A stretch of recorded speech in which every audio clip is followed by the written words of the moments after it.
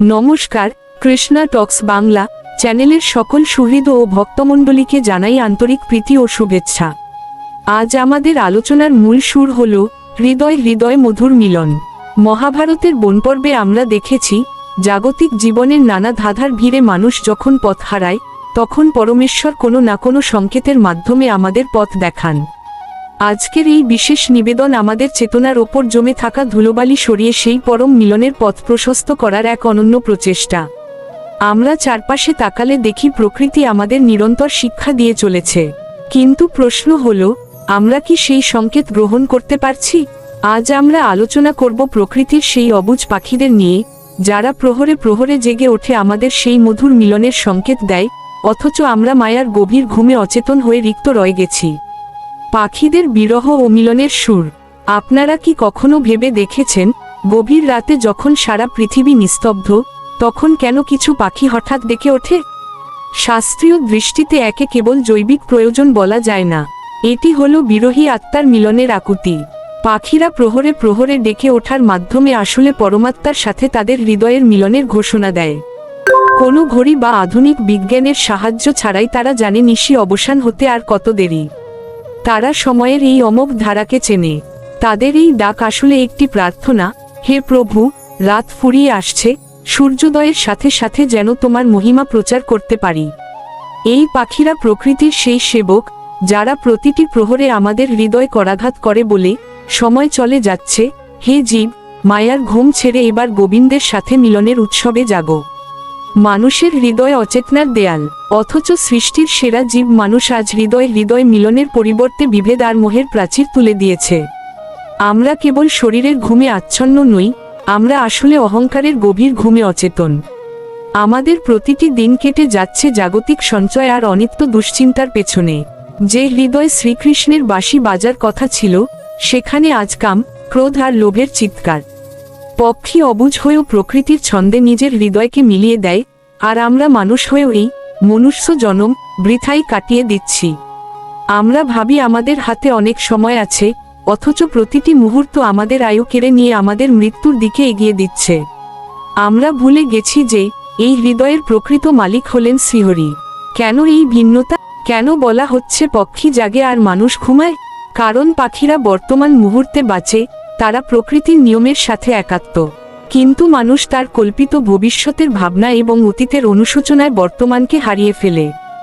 আমরা মায়ার রাজ্যে এমন এক আরামদায়ক বিছানা পেতেছি যেখানে মোহ হলো আমাদের বালিশ আর অজ্ঞানতা হলো আমাদের ভারী কম্বল। এই তন্দ্রাচ্ছন্ন অবস্থায় আমরা ভুলে গেছি আমাদের আদি উৎস এবং আমাদের পরম গন্তব্য। পাখি যখন প্রহরে প্রহরে ডাকে, সে আসলে আমাদের সেই বিস্মৃত গন্তব্যের কথা স্মরণ করিয়ে দেয়। সে আমাদের বলে, ওরে মানুষ, তুই যা খুঁজছিস তা বাইরে নয়, তোর হৃদয়ের মণিকোঠায় আছে। জাগো, তবেই তো সেই মধুর মিলন সম্ভব হবে। শ্রীমদ্ভগবদ্গীতায় আমরা দেখি, অর্জুন যখন কুরুক্ষেত্রের রণক্ষেত্রে বিষাদগ্রস্ত হয়ে পড়েছিলেন, তিনিও কিন্তু এক মায়ার ঘুমে আচ্ছন্ন ছিলেন। তিনি ভুলে গিয়েছিলেন তার শাশ্বত ধর্ম। ভগবান শ্রীকৃষ্ণ তখন তাকে জ্ঞানের মাধ্যমে জাগিয়ে তুলেছিলেন।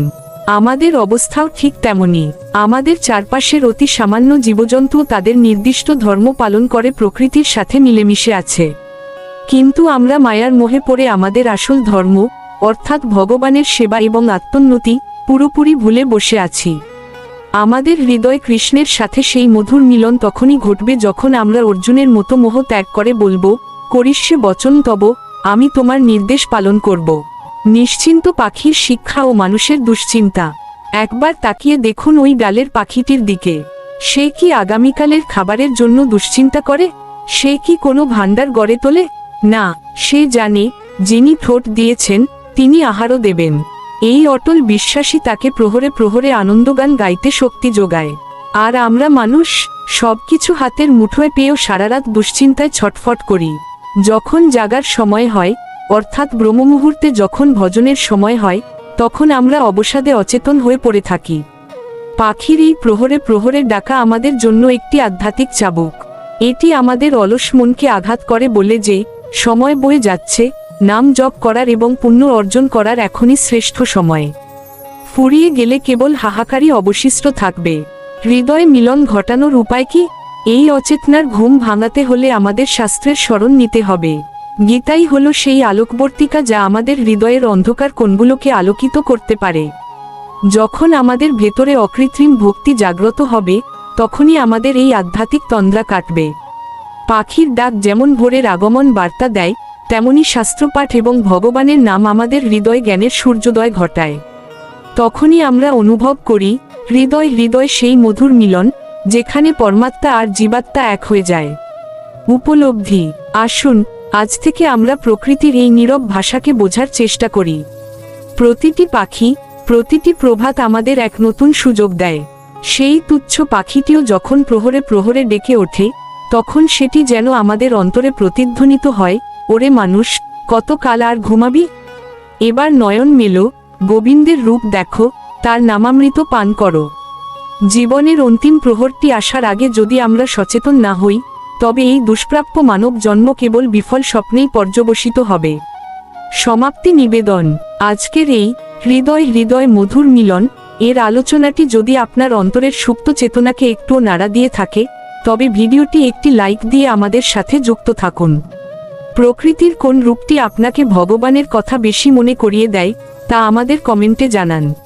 আপনার একটি শেয়ার হয়তো অন্য কোনো বিভ্রান্ত হৃদয়কে শ্রীকৃষ্ণের পথে ফিরিয়ে আনতে সাহায্য করবে। প্রতিদিন রাত 8টায় আমাদের এই বিশেষ আধ্যাত্মিক আয়োজনে শামিল হতে কৃষ্ণা টক্স বাংলা চ্যানেলটি সাবস্ক্রাইব করে বেল আইকনটি প্রেস করে রাখুন। আমাদের এই পথচলা অত্যন্ত বিনয়ের সঙ্গে আপনাদের কাছে উপস্থাপন করা হয় শ্রী মিলন দেবনাথের সুনিপুণ তত্ত্বাবধানে এবং পরমেশ্বর ভগবান শ্রীকৃষ্ণের পরম করুণায় আমাদের এই ক্ষুদ্র প্রচেষ্টা। সবাই ভালো থাকুন, সুস্থ থাকুন এবং শ্রীকৃষ্ণের চরণে আত্মনিবেদন করে আনন্দময় জীবন কাটান। হরে কৃষ্ণ।